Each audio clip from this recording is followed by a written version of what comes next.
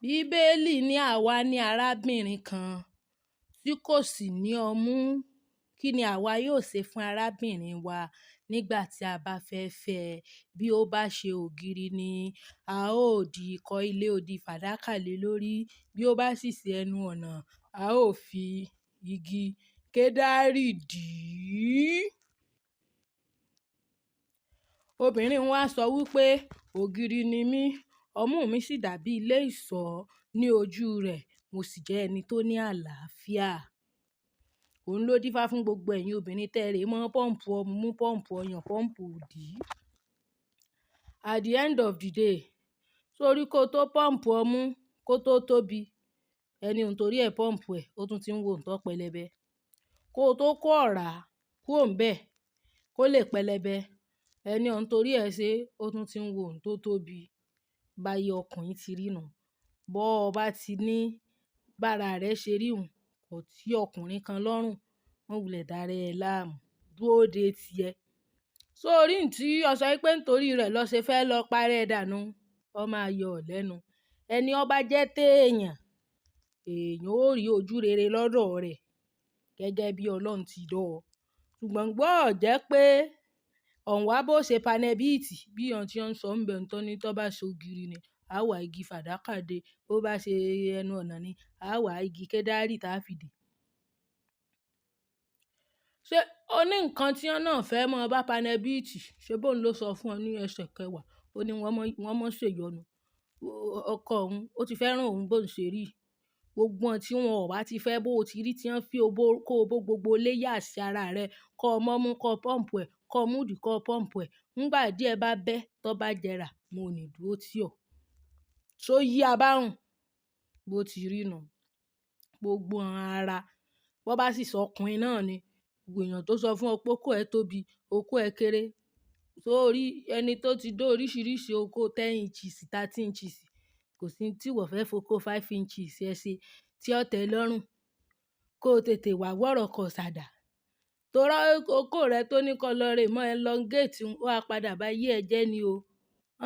Ṣan tí ṣan bá ti ràn bọ́n jù, Ọlọ́run má jẹ́ ó ṣe púpọ̀ tẹ́ ẹ o. Bẹ́ẹ̀ ni, bóko ẹni bá ti mọ̀ làá fi bóbin ẹni ṣe. Ó ti jẹ́ nù. Ẹ máa jẹ oúnjẹ gidi tí ó máa mú kí àtọ̀ yín kó máa quality.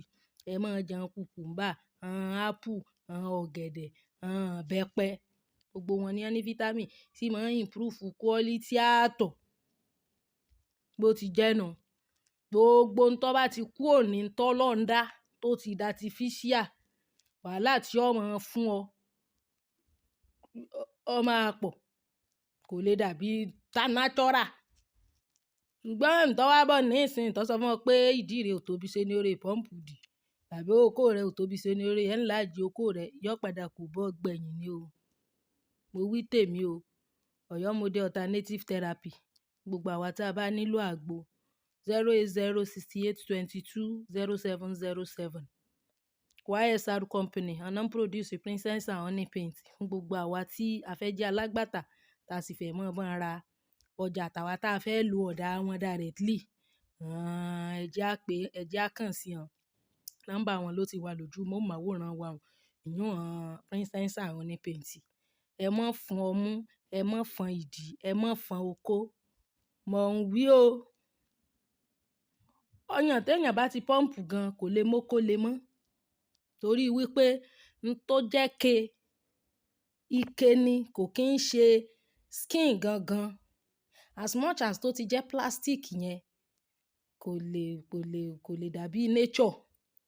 Ara tó natural, í tètè máa mú kó dìde ju ara tán ti bó tó ti rí pàfún tó ti dàbí Kampala. Ọlọ́run bá ń gbọ́. Kò sí ní tẹ́ lè fi nature wé. Wá ò rí àbádé àgbọn kó fi mọ́ para. Ọ mọ fine, ọ mọ natural. Sọ́rán chemical tó ń rà kiri ilẹ̀ lọ́hùn. Kí mọ́ bá yí ara jẹ́ kí mọ́kó gan le.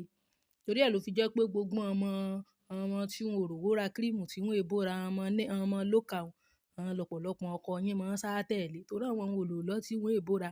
Gbogbo ara wọn natural ni. Gbogbo yín ẹ maintain natural beauty yín. Ẹ má wulẹ̀ tán ra yín jẹ. Ǹjọ́ a bá ṣe live stream, ń sọ fún ẹ. Ẹ ṣeun.